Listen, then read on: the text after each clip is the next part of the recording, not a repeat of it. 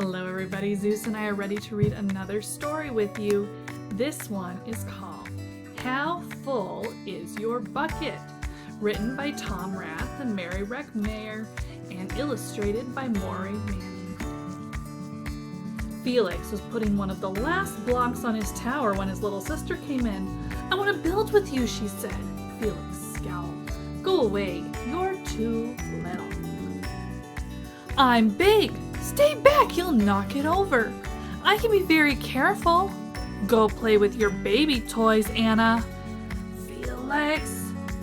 Whack. "Grandpa." Grandpa just shook his head.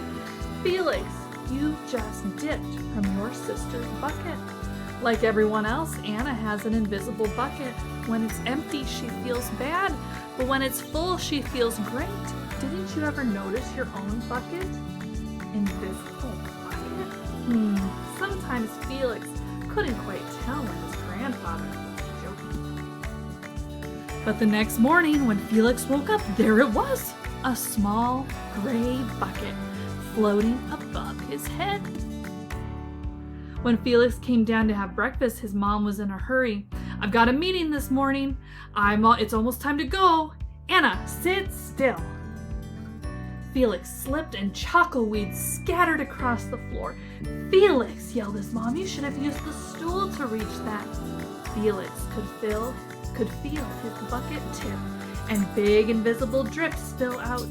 Drip, drip. "Ha!" Anna laughed as she crunched the cereal with her shoe. Drip. "Get the broom and clean that up before you miss the bus," scolded Mom. With the school bus honking, Felix quickly swept up the choco wheats and grabbed the last blueberry muffin, but before he could even take one bite, Buster jumped up and grabbed the muffin from his hand. Drip. "Hey, look at Felix's new backpack. My baby brother has one just like it." Drip. Psst. Felix. Drip. "Watch out, shrimp." Drip. It was still morning and Felix's bucket felt almost empty. As he watched his classmates walk into the room, he secretly hoped they would trip and fall. That's what it feels like when you have an empty bucket. Felix slumped into his seat and waited for something else bad to happen. Mrs. Bumblenickel walked slowly up to his desk and handed him a paper. He could hardly bear to look. "Felix, you wrote a wonderful story.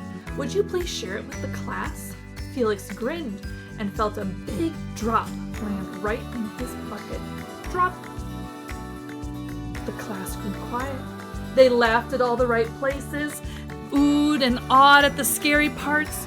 When Felix finally read the end, everyone clapped, even Emily, who sat next to him and didn't usually like dinosaurs. Felix felt a whole shower of drops land in his bucket. Maybe the day wouldn't be so bad after all. Drop, plop, plink, drop. The Gigantosaurus who wanted a pet. By me, Felix. Drop, drop. Team captains today are Veronica and Felix. Nice cow. It's a dog. Well, nice colors there, Felix.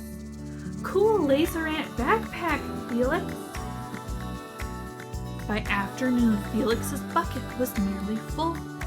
At recess, when he looked around, Felix suddenly realized that his grandpa was right. Everyone else had a bucket too.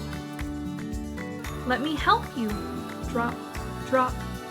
"Here's your baseball. Catch." "Thanks, dude." Drop, drop. "Hi, I'm Felix. First day?" "Yes, I'm Amir." Drop, drop. The strange thing was that for every drop he helped put in someone else's bucket, he felt another drop in his own bucket. When Felix burst in the door after school, he shouted, "You were right, Grandpa! I do have a bucket and I understand how it works." Then he saw Anna's torn doll. "Bad dog," he almost scolded. But then he thought, dogs might have invisible buckets too. "Your dog will be okay," Anna said, Felix. "Mom will fix her. Until then, do you want to help me build the tallest building in the world with my blocks?" they did. The end. What you think? Do you ever notice how your bucket might be losing drops or getting drops? Maybe when hard stuff happens, when people are mean, like in the story with Felix, you feel those drops dripping out of your bucket, and then maybe you get grumpy. But then when kind things happen, when loving things happen, all of a sudden our buckets get filled, and when we do kind things for others, we fill our buckets again. It's kind of like the golden rule that we learn about in the Bible, where it says, do unto others as you would have them do unto you. That's how we fill our buckets, how we keep our buckets full. And that's a way that we can show the love and kindness that Jesus has in our hearts to everybody else. So pay attention to your bucket this week and consider the buckets that other people have. I think Zeus has a pretty full bucket right now. What do you think? I will see you guys next time.